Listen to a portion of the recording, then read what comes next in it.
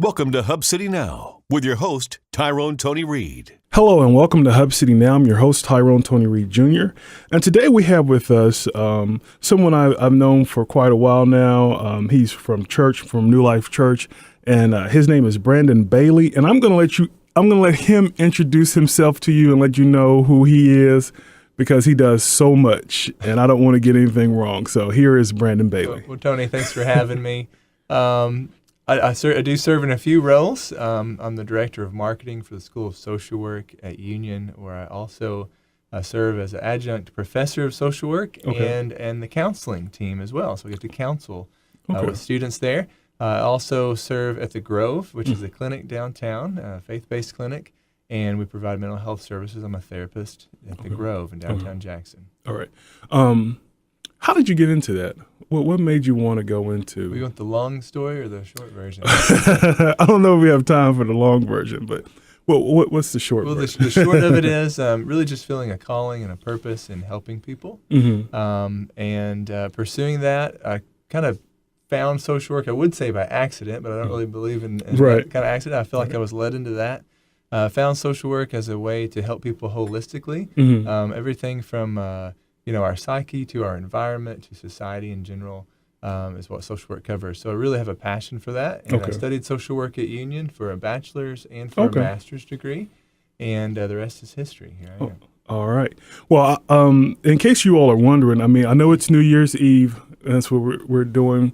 So I wanted Brandon to come on the show because I'm sure a lot of people noticed that, we've hearing about a lot of suicides lately. It's not something that seems to be going down. I just maybe a week or two ago, saw a statistic that said that it was the third leading cause death among young people. And Brandon and I went back and looked at TSPN, the Tennessee Suicide Prevention Network's website. And now it says that it's the second leading cause of death. The first is car accidents. It's going up, and as we talked before the show, it's preventable.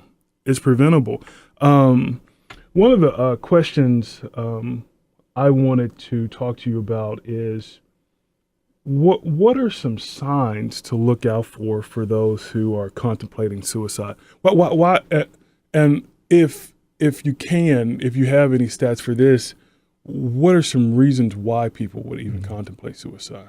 Well, Tony, from my understanding, from my research, there's a few factors that contribute to someone committing suicide. And the number one risk factor is depression, especially if it's chronic or repeated episodes of depression. If you look at the DSM-5, which is the diagnostic manual for mental health disorders, thoughts of suicide are actually a symptom of depression. Now, that's not something we think about a lot of, that being a symptom, but it is. It's real. Right. And so depression is that number one risk factor, especially if it's chronic or repeated. And when you say depression, I mean, we all feel down sometimes or like out of and just want to sleep or something. What is depression for people who don't understand? Like I said, sometimes you just feel down. Sometimes you just don't feel good and you don't want to do anything. What's chronic depression? What's that kind of depression? Great question. Well, depression is a mental health condition that is real.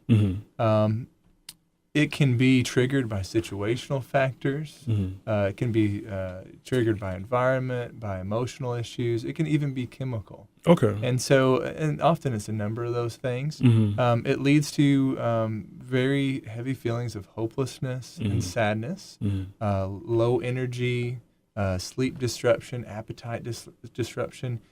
People tend to just not find pleasure in things of daily life that they used to enjoy doing. And so the thing with depression is that it almost kind of creates this black hole where it's hard to reach out for help. It's hard to have the energy to change, because change is hard. Right. And so it is a real, in fact, the most common mental health condition. And another condition that can be treated, people can find recovery from. And so another reason why I'm glad we're doing the show today. Right.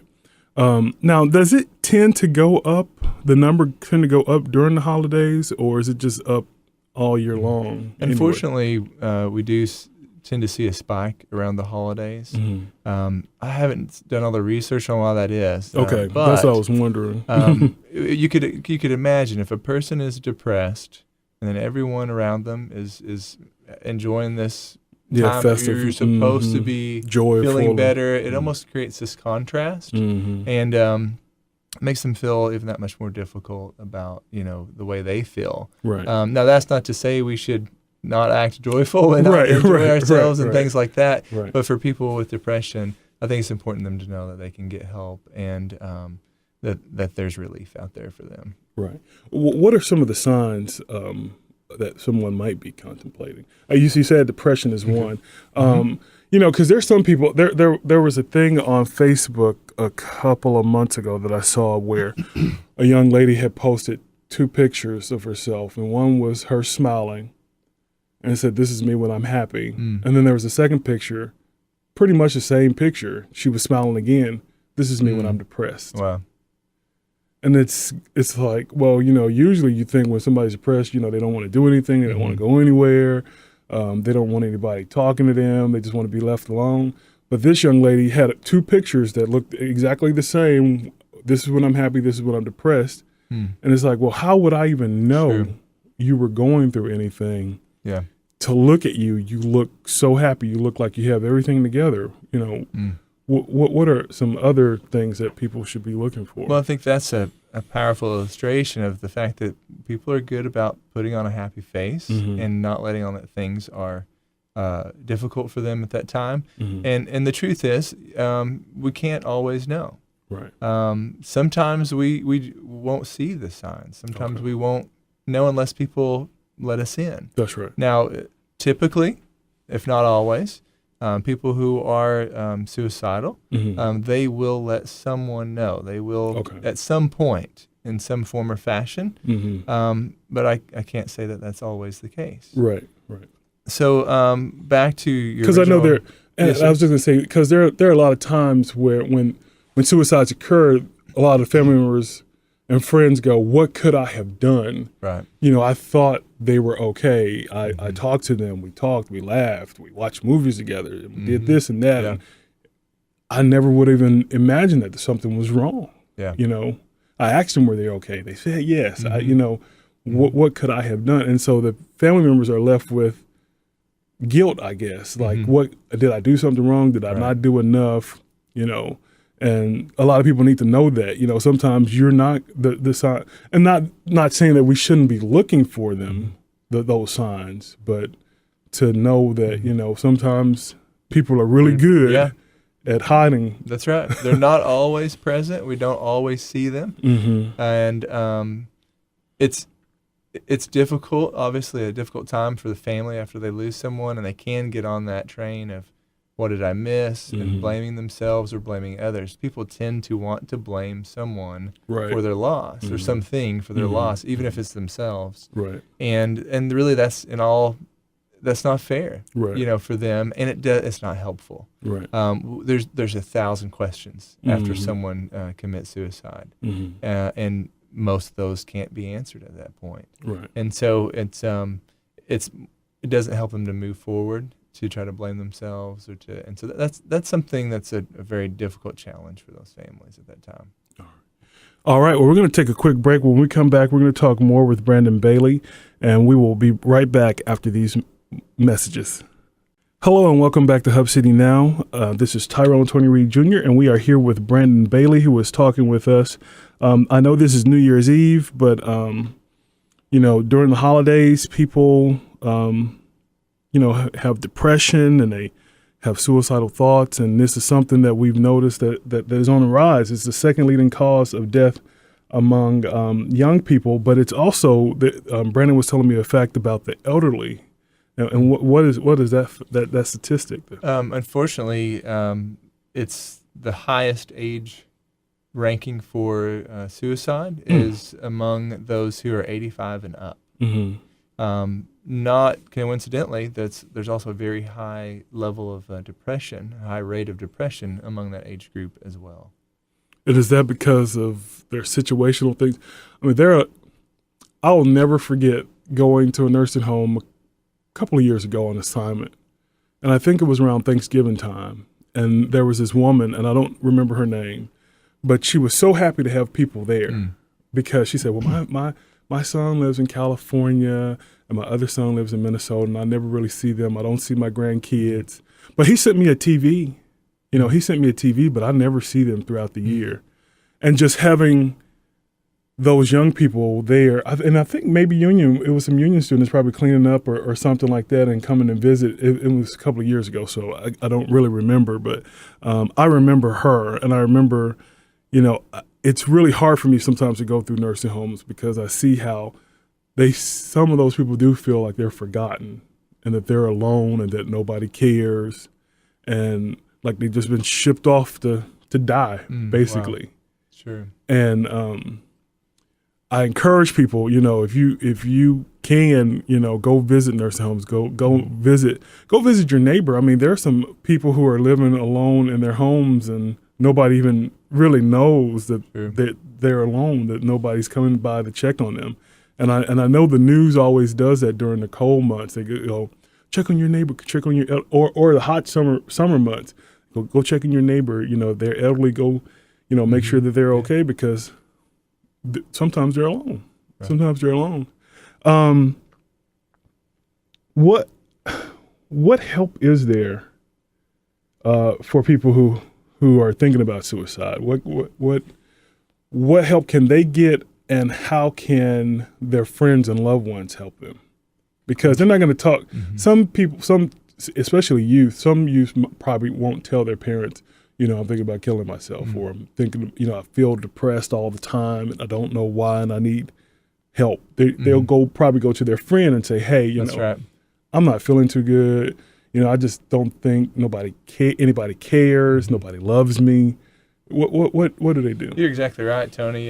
Young people will more likely turn to a trusted peer to express things that they're going through. And so it's important for us to do programs like this and to do programs in our schools and in our communities to help educate young people about the risks. They can make pacts. Hey, if I am in a bad place, don't keep this a secret. Help me to get help. Right. Those kinds of things. Right. TSPN.org, that's the Tennessee Suicide Prevention Network you mentioned earlier. They have a lot of resources to help educate churches, communities, schools in those things.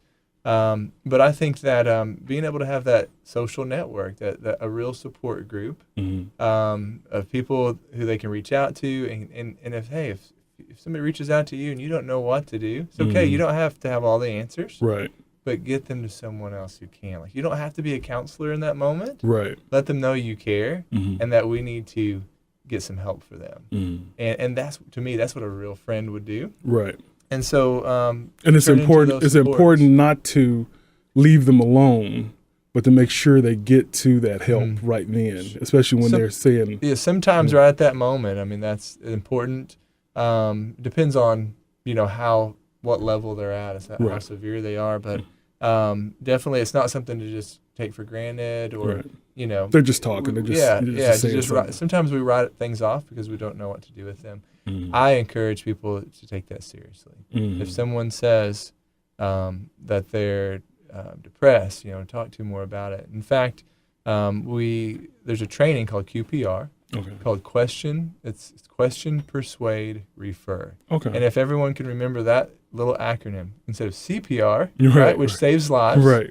QPR. Also saves lives. That's right. Question, persuade, refer. We want to question that person about any suicidal thoughts. Hey, I know you've been depressed lately, and I just want to make sure that you're safe and that you're not having any suicidal thoughts. Right. Be direct with it. Right. Often people are afraid to ask those questions. We think somehow we're going to give them Trigger the idea. Them. Right. And research has shown time to time we are not going to introduce the idea. Okay. If someone's suicidal, they've already thought about it. And so we can't be afraid to ask that question. So we question them first directly, and then we want to persuade them to get help. We want to listen to them about their problem and then persuade them. Look, you don't have to be alone in this.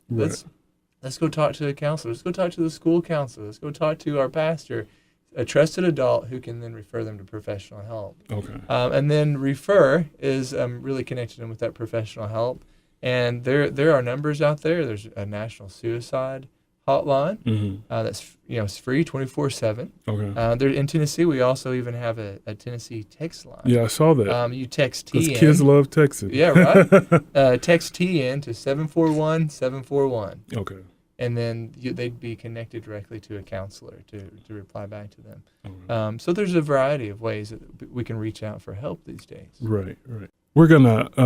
I was trying. I had another question, but we're gonna. We're coming up on 16 minutes in the show, and I want to take a quick break. And when we come back, we're gonna talk more with Brandon Bailey on suicide prevention and also how to help those who are survivors of suicide. That's family members and loved ones that are left behind, and how do they cope with what happened? We'll be right back in just a few minutes. Hello and welcome back to Hub City Now. I'm your host, Tyrone Tony Reed Jr., and we are wrapping up the show with Brandon Bailey, who has been here talking with us about suicide and suicide prevention. And but before I ask him this next question, I'm pretty sure a lot of people have seen this movie before. It's A Wonderful Life. Very powerful movie that just reminds you of how important you are, why you're here for a reason, how many lives you touch that you probably wouldn't even guess that you touched. And in that movie, and I don't know why I never really thought about why George Bailey was on that bridge when I was growing up, but he was thinking about killing himself. He was thinking about putting an end to it because he was just thinking, he was looking at the situation. He had gotten really depressed about everything that had happened in his life. And he was just going, it'd be best if I had never even been born. And after he's shown what life would be like without him, he realized how many lives he had touched, how important he was there for a reason. He had helped so many people. And that's what we're actually here to remind you of as you go into this new year, this 2018. You are important, that you're loved, that people care about you. And so if you are contemplating suicide, there is help for you. Get the help that you need. Find somebody to talk to.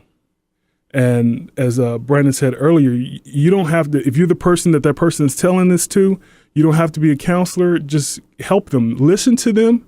Let them know that you love them, that you care about them, and help them, refer them, get them to the professional that they need to be with. And just, be there for one another. Now we have to talk about what happens on the other side of that. It's good. We all pray and hope that people get the help they need, but sometimes people don't. And they do commit suicide. And the family members, as we said earlier, if family members and friends are left behind with, what could I have done? What should I have done? What help is out there for them? Because I saw where they said, if you start, you could fall into depression from that guilt or just that wondering of what could I have done, and you could start having suicidal thoughts, and then the circle just keeps going around. What avenues are out there for survivors of suicide? Well, I think first of all, it's important for them to lean on their natural supports, the people, their friends, family, church family, those around them who are there to support them, that are there to help. They need that. Often because of the stigma that is surrounding suicide, people are afraid to reach out to those family members. They're afraid. They don't know what to say. They don't know what to do. And I just want to encourage people that you don't have to have all the answers. You don't always have to know what to say. Just let them know that you care, that you're there, that you support them. Be there to listen to them. And then, surround, just like in any other situation of grief. If they'd lost a loved one by any other means, do those things. Bring food. Be there for support. Offer to help with this, to help with that. Be there any way you can. Those are important, just natural things that we can do for those in our community who are suffering from that loss. And then there's also going to be a time a point where really they need to be able to turn to some professional advice. Grief is hard as it is, but when it's a violent loss such as suicide or homicide, it's complicated grief, and that can be much more difficult to get our heads around, our hearts around. And so people facing those that can find a lot of help through support groups and counseling. And there are many counselors, caring counselors in our community who are available to help with those things. So those are really some of the best things to do at that point, and especially if they can find a therapist who is trained in dealing with trauma, because this is a traumatic loss for those loved ones. I'll also point out that the Tennessee Suicide Prevention Network has an excellent handbook for survivors of suicide. It's called SOS. And this handbook, I have one here. It has everything about the emotional roller coaster to shock and grief, stages of grief, how to move on, how to find support and acceptance. And there's even things in here written by family members who have lost loved ones to suicide. And so, again, that's called SOS, and I got this from the Tennessee Suicide Prevention Network and their website, tspn.org. All right. Well, thank you so much for being on here. Thank you, Brandon. Thanks for having me. Please come back again. I'm sure we'll have you on again. Thank you. Again, New Year's Eve. I know everyone's excited about the new year coming in. So we're going into 2018 with more love in our hearts, more compassion, and just thanking God for another year. A lot of people didn't make it to 2018. Whether it was suicide, whether it was car accidents, whether it was cancer. But on this other side of 2018, let's just live more in our purpose of what God has created us for. And don't do it alone. There are people who need your help. There are people who need your guidance. There are people who need hope. And we're supposed to be the light of the world. And God works through us. And we're supposed to show Christ every day. So I just want to thank you all again for another year that you all have listened to this show. Thank you for your support online. You can find us on Facebook at Hub City Now. If you are struggling or contemplating with suicide, or if you're a survivor of suicide, or be sure to check out the Tennessee Suicide Prevention Network, tspn.org. There's also a national suicide hotline. I want to just give that number real quick. Go ahead and give that. 1-800-273-TALK. Okay. National suicide hotline. It's 24/7. Okay. Or you can text TN to 741-741. All right. Thank you to our sponsors, Baskerville Funeral Home, City of Brownsville, Nell Huntsman's Flower Box, and R&R Custom Wheels and Tires Express. Thank you all so much. Have a wonderful and safe New Year's Eve, and we'll see you in the new year. Thank you for listening to Hub City Now with Tyrone Tony Reed Jr. God bless, and have a very wonderful, fantastic new year and a wonderful week. God bless.